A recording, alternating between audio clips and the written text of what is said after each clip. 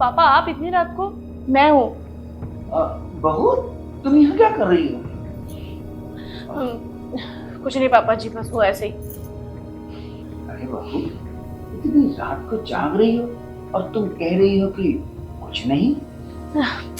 अरे कुछ नहीं बाबूजी, बस वो राजीव से थोड़ा सा झगड़ा हो गया मेरा। मुझे पता है कि उससे कुछ नहीं होता होगा। मैं तुम्हारी दर्द समझता हूँ, मैं तुम्हारी भावनाओं को समझ सकता हूँ कि तुम्हें क्या चाहिए। वो तुम्हें खुश नहीं कर पाता होगा, मैं सब जानता हूँ। तुम्हें अगर कोई खुश कर पाएगा ना, तो वो मैं हूँ।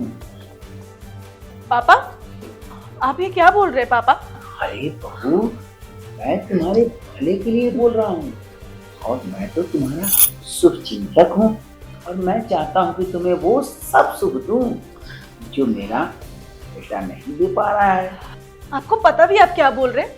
आप अपने ही बेटे के बारे में बोल रहे हैं। मानती हूँ मेरा अभी झगड़ा हुआ है, मगर इसका मतलब ये नहीं कि आप अपने बेटे के बारे में कुछ भी बोलेंगे। और आप मेरे ससुर हो, उम्र में आप मेरे पापा हो, और आप ऐसी बातें कर रहे हैं मुझसे। आपको हो क्या गया? अरे तुम समझने की कोशिश क्यों नहीं करती? मैं दिन रात तुम्हारे वीडियो, तुम्हारे फोटो देख के आहें भरते रहता हूँ। क्या वीडियो फोटो?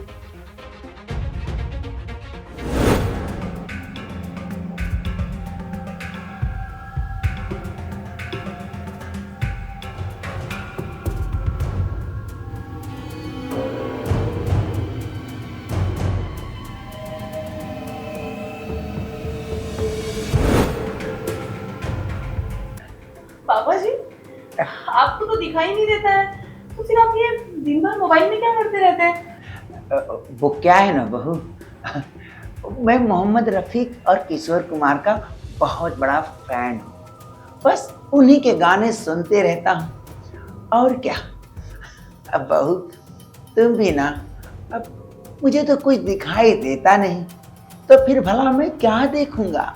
हाँ, काश मैं देखने के लायक होता तो मैं तुम्हें देखता, अपने घर परिवार को देखता, बस। और क्या देखूंगा, मुझे तो कुछ दिखाई ही नहीं पड़ता। अच्छा ठीक है फिर। अच्छा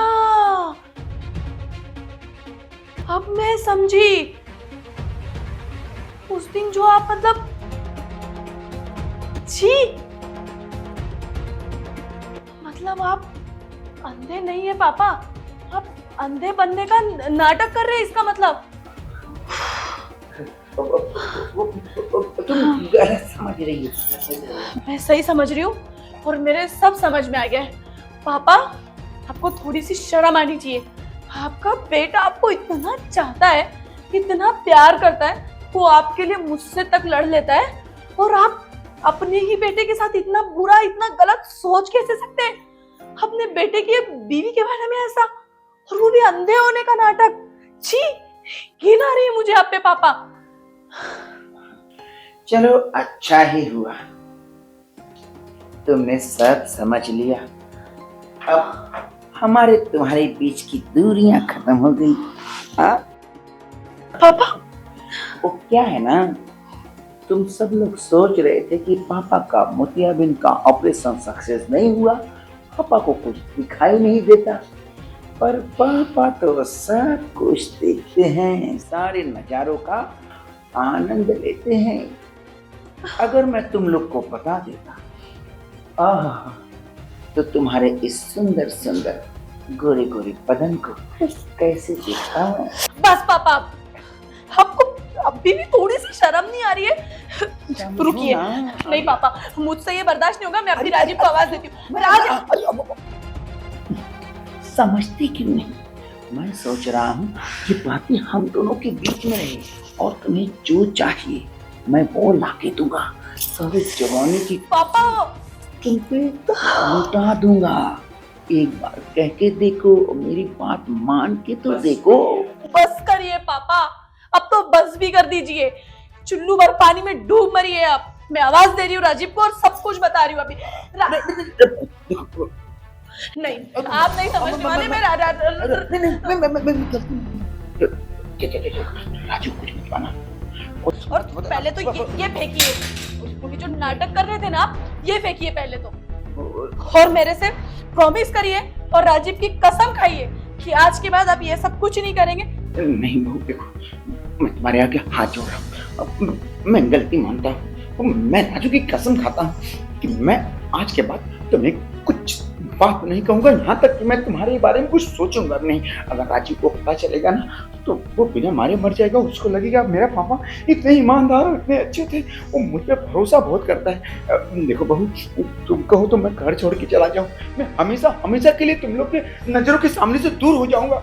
मगर बहू, राजू को कुछ मत कहना। ठीक है, आप राजीव की कसम खा रहे इसलिए भरोसा कर रही हूँ आप पे। और हाँ, सुबह होने से पहले आप यहाँ से चले जाइएगा, मैं आपकी शक्ल भी देखना नहीं चाहती हूँ। मैं सुबह होने से पहले चला जाऊंगा, और राजू पूछेगा तो कह देना गांव चले गए, और फिर गांव में फोन करेगा तो गांव में लोग कहेंगे कि वो नहीं आए। वो ये समझ लेना कि मैं कहीं मर गया, मगर मैं आप लोग को मुंह नहीं दिखाऊंगा। ठीक है, वो आप मेरे पे छोड़ दीजिए।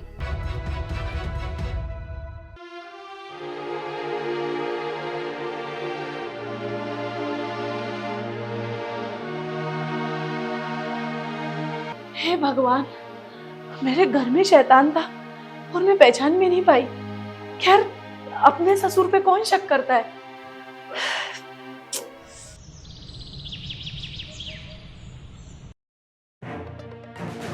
अरे पापा कहीं नहीं दिख रहे। अनामिका, अनामिका, ये भी पता नहीं कहाँ चली गई है। चाय मिल जाती तो। ये कैसी चिट्ठी है भाई?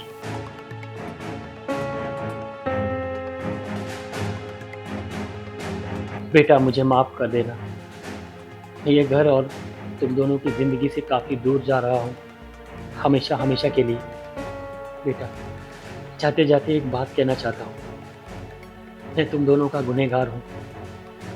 मैंने इतना घिनौना काम किया है कि जो मुझे नहीं करना चाहिए था, जिसकी वजह से मैं तुम्हें जिंदगी में कभी अपना चेहरा नहीं दिखा पाऊंगा।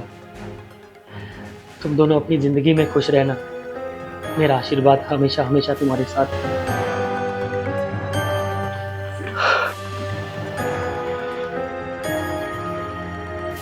पापा के साथ ऐसा क्या हो गया कि घर छोड़कर जाना पड़ा? जरूर उनके साथ कोई बड़ा हादसा हुआ है, इसीलिए उन्होंने इतना बड़ा कदम उठाया। इस बुढ़ापे में वो कहाँ जाएंगे, मुझे भी नहीं बताया। अनामिका, अनामिका, पता नहीं ये भी कहां मर गई। इससे पहले कि वो कहीं दूर निकल जाए, मुझे उन्हें ढूंढना पड़ेगा।